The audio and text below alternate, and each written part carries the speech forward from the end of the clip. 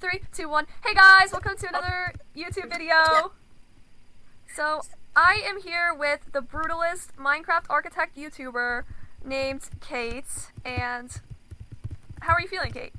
I'm feeling great. How many subscribers do you have now? Infinity. Oh, great. Okay. So, we were a celebrity and we have been building... Oh, this thunder came down. We've been building a bunch of pieces for each other to explore. What is this, Kate? Tell me. Alright, up first we got the Giza Library, and this represents the brutalist architecture throughout my novel. Oh. And what's your novel? What's your novel? A Clockwork Orange. And give me a brief summary of that. Basically there's this guy, Alex, and he's very violent, and he keeps robbing and beating up people for fun, and then he goes to prison for a little bit, and goes through this treatment, and it changes him into being good, but not having good morals. And my book explores the of that. Oh, okay, so let's show me this library. Alright. Looks very, strange. Yep. It's very boring and just brick. We go up this staircase. Alright. And weird looking tunnel. Or fast. Okay. Alright. Through these doors. Mm-hmm. Now what? Another door. Oh, wow. Oh my gosh, this is awesome! So we have... Main room with all the portals to go to each of our little worlds we built. Yes. Here we got, Alex from A Clockwork Orange, Dorian from the Picture of Dorian Gray, and all the settings that we are going to be exploring today. Mm-hmm. So, Alright. let's tell them a bit about our thesis statement. Alright. You want me to say it? Yeah, you can say it. Okay, so the point of this YouTube project is that we are going to display how authors use opposite settings to convey similar themes. Similar themes being that removing choice or consequence leads to moral corruption, and true morality requires individuals to have both free will and responsibility for their actions. So if you don't know, my book is The Picture of Dorian Gray. This dude, he has a friend named Basil who paints a photo of him, and he's really young and innocent this time, and he does not want to get old. He doesn't want to get old at all, and he makes like a wish and sells his soul to the devil on accident, and now his youth is forever, but the portrait will age, and he won't. So that's just a little bit about The Picture of Dorian Gray. Do you want to tell me about your first setting, Kate? Alright, well, my first setting is the milk bar, and that's through this portal here, so we'll go through here and I'll tell you more about it. My first setting is this, you see this big city? This is awesome. Look at that clock tower. We got the Karava milk bar. Karava? Who's this over here? So this is just some old guy. You can see he's kind of like quivering. Oh. So we'll get back to him, because he's a big part in this book, despite not having a name. So this is the inside of the milk bar. You can see it's kind of plain, because it's described to be plain in the book. Oh, wow. Just for effect. This is just a lady. Oh, what are these tables? Yeah, so in the milk bar, the tables are made out of mannequins of women. So that's what this is. Oh, okay. Other interesting things about it I won't mention. Oh, So right here, you see these four guys. I see them, yeah. Tim and Alex. Alex is the main character. These are all the Droogs, which is another name for like their gang. Oh, okay, that's awesome. Basically, this milk bar is like our version of just a bar. They put drugs in their milk. Oh, wow. That's nice. Yeah, called a Moloko. Oh, I'm a look. They basically will come here every night before their little hangouts and drink this Moloko to get drugged and ready for their night. Oh, that sounds awesome. Pete's not sitting with him, he's just standing over here. But the effect of this is to normalize violence and drugs in their society through this drink Moloko. It represents the beginning of Alex's daily violence routine, and the group always drinks there, like I said, right before they're going to do their nightly activities, which usually involves a lot of violence and just committing crimes for fun, because Alex is kind of a messed up dude. We mentioned earlier our main theme for both of our books is moral corruption. So this kind of highlights that theme, and the bar is a place where they'll prepare themselves mentally, which shows their moral corruption. It also creates, you can see the mannequins, had it not been in Minecraft in real life, it would create a more uncomfortable atmosphere. Also, you can kind of see cool lighting, and there's not much to look at. It makes it more uncomfortable. And it also just reflects the disturbing nature of the world Alex lives in. And the mannequins also demonstrate a loss of humanity within Alex, and also just this world in general. Oh, I see. Alright. Also, the drugs in the Moloko represent an artificial pleasure, since the drug milk alters their behavior and removes natural judgment. So we're going to go back to this guy over here. Yeah, what's up with him? Oh, he's crying. Kind of quivering. He's a little sickly and kind of nervous when he sees the Droogs, because he knows they're bad news. And he kind of sets off their night when they see him carrying around books. They kind of pick on him and take his books away and read through them and see if there's kind of these bad words in it that aren't actually all that bad. Why are you giving him a loco? I wasn't. Why are you drugging him? I didn't. So yeah, he kind of just represents the beginning of their night and violence in Alex's world. Oh wow, he's really sad. Wow. Yeah, and he gets really beat up and they take his clothes off and they like rip up these letters from some lady. Wow, this is awesome. That's why you have so many subscribers, because you're an awesome builder. I mean, my buildings cannot compare to this. That's why I only have like 10. Yeah, so we're gonna go back through the portal. Alright, yeah. Yeah, so the Carrabba milk bar kind of, and it's represented in this painting right here, the idea of choice. And then also, if you look up here, you can see all these little different flowers. I thought that was a little nice anecdote from your book.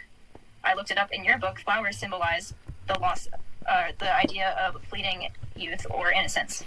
So I thought that was nice. You were researching my book? That's awesome. Well, that's funny that you mentioned flowers, because my first location actually is in a garden.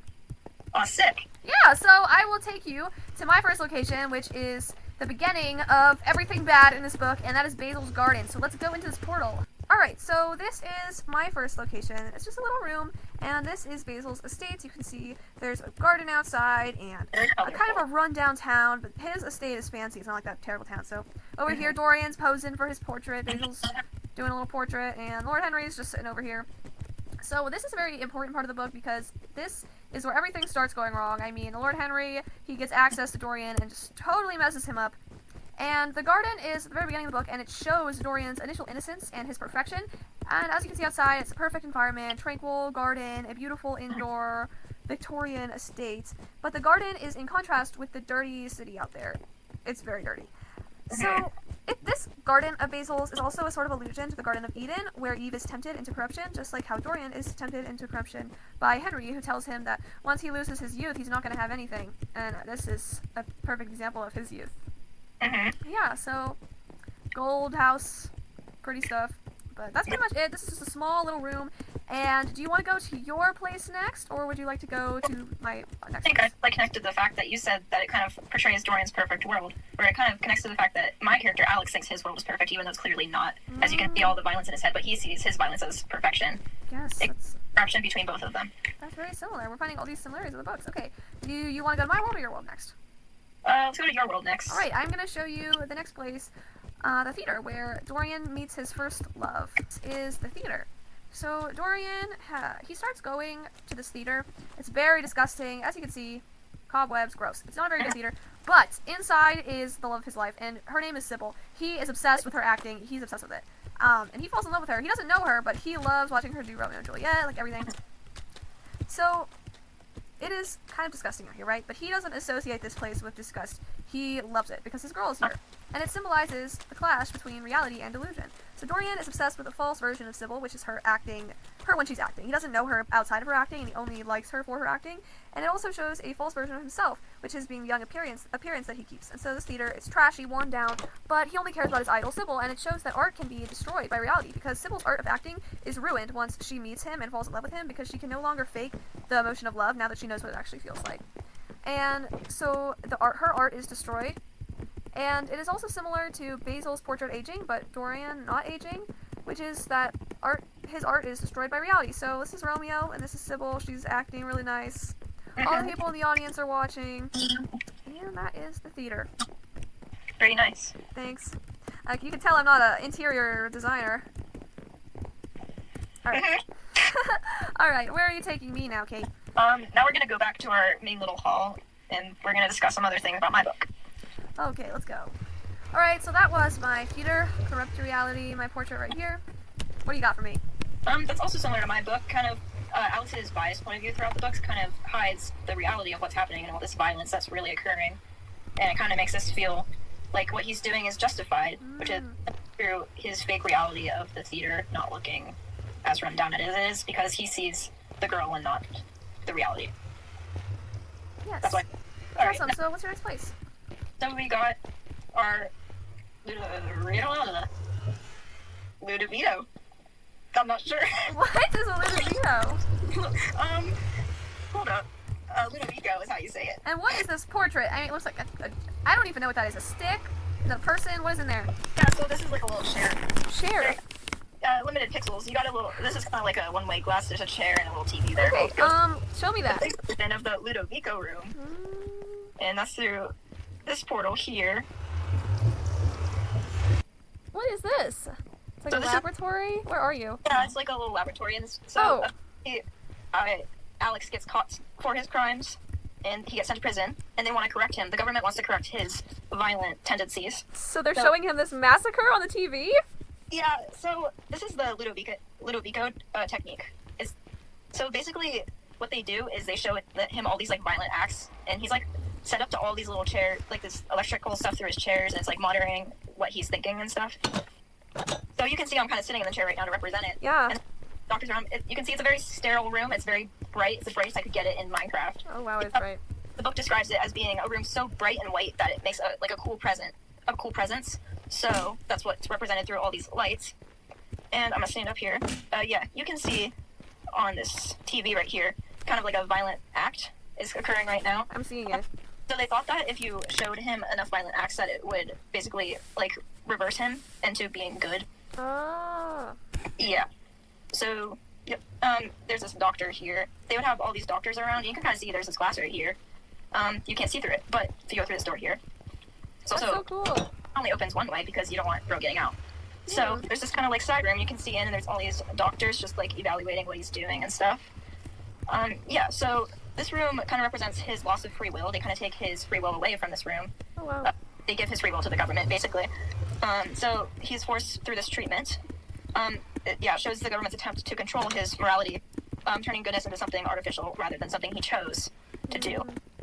So this is our kind of theme of psychological manipulation, since Alex is conditioned to feel sick whenever he sees violence, and that is kind of shown through this TV, as he's shown so much violence that it makes him sick to think about it. Oh, that's true.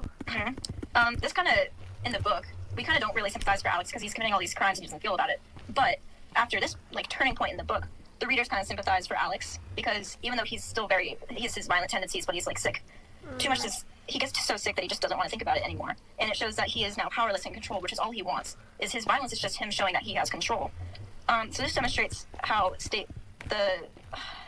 state values order over humanity. So it's treating Alex like an experiment rather than a person, and it symbolizes the conflict between freedom and control, which is a huge part of both of our themes.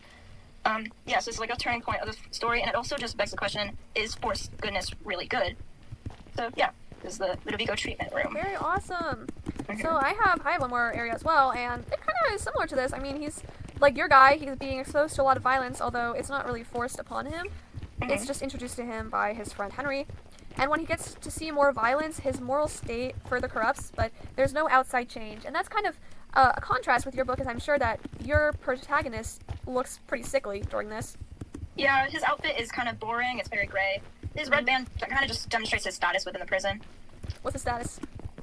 Just there. Ah, okay. Just there through the Ludovico treatment. That's his status. Yes. See, in my book, the setting seems to... I'm sorry, what'd you say? Kind of just represents all of his, like, what crime he's committed. Yeah. Any crimes.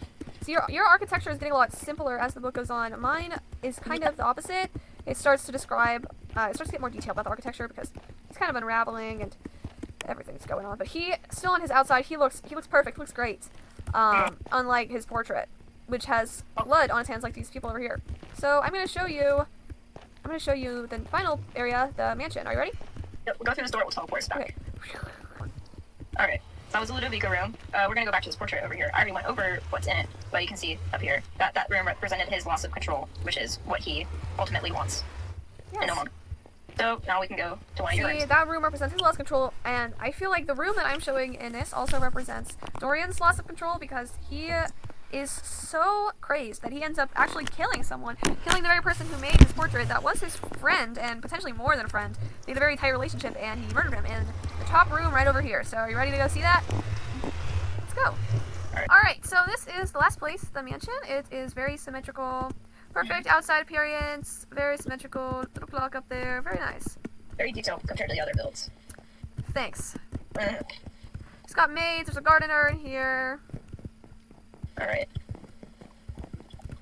And this is the room where... As you can see, the portrait has become evil. Yeah. And there is a smirk, a green eye, and blood everywhere. So this is like, Basil. Hermes. What? That looks like Hermes from the Rudolph Oh, I movie. love that guy. Oh, that's awesome. This is Basil. As you can see, he's dead. He's got gray eyes, pale skin, and blood on him because he's dead. And so, this interior is hiding this dark secret, being this crazy portrait. But none of the people in the house know about it. From the outside, it's a perfect estate, and he lives a perfect life. And so he's getting no consequences for his actions, and he just further corrupts until the point where he goes crazy and just kills Basil because he's so stressed about this painting. It's just crazy. And yeah, that's my book. That kind of happens. My book does that in reverse, where he's already killing, threatening and being violent towards people, and then he eventually changes, not in his own free will, to be less violent. Okay. So, reversal of my book. Yeah, let's go back to the place that we started. Alright, so that was Dorian's mansion, perfect on the outside, corrupt inside. And yeah, that just kind of shows how we had entirely different settings, so we were able to connect them. Yeah. Yours was pretty old-timey Britain, and mine were a dystopian world of realist architecture, which is completely different to your architecture. Yes. Mine's very geometric, and yours is detailed and kind of happy, and mine's kind of just depressing. But it still showed the same themes, despite those two differences. Yes, and I had a great time doing this collab with you. I had a great time building all these 20 million things. Oh yeah, I mean, you're a true builder in that sense. I hope that I can one day be as great a builder as you and make it to the Grammy Awards like you did. Yeah, I definitely did that. For the best Minecraft building. That's really awesome achievement, so congrats on that, by the way. Yeah, look on the details. Oh yeah, oh I did. I zoomed everywhere. It hurt my back. Oh yeah. Okay. Well, goodbye. I will go. Hope we can collab again soon. Maybe not. Okay. Please shout me out on your channel. I only have 10 subscribers. You're so many. Can I please have some? Please. Yeah, half of mine, and you have 10. You have infinite too, so. Oh, thanks. Please give me a shout out. Give me a shout out on your YouTube channel. Okay. Goodbye. Bye.